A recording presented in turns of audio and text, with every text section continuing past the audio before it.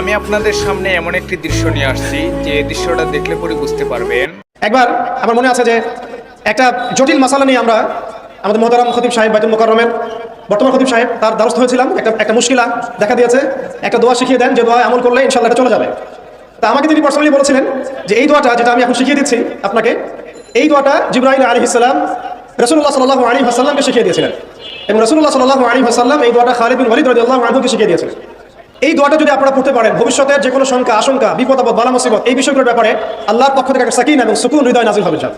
একটু বড় তো এই দোয়াটা হচ্ছে আউযু বিকালিমাতিল্লাহি তাম্মাতি আল্লাতি লা ইউজাবিজুহুন্না বাররুন ওয়ালা ফাজির মিন শাররি মা খালাকা ওয়া যারআ ওয়া বারআ ওয়া মিন শাররি মা ইয়ানজিলু মিনাস সামাই ওয়া মা ইয়া'রুজু ফিহা ওয়া মিন শাররি মা যারআ ফিল আরদি ওয়া মা ইয়াখরুজু মিনহা ওয়া মিন শাররি ফিতানিল লাইলি ওয়ান নাহার ওয়া মিন শাররি তাওয়ারিকিল লাইল ইল্লা তাওয়ারিকা ইয়াতরুকু বিখাইরিন ইয়া রাহমান।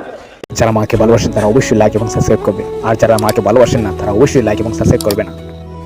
ভিডিওটি শেয়ার করে দিন যাতে বিশ্ববাসীর মানুষরা দেখতে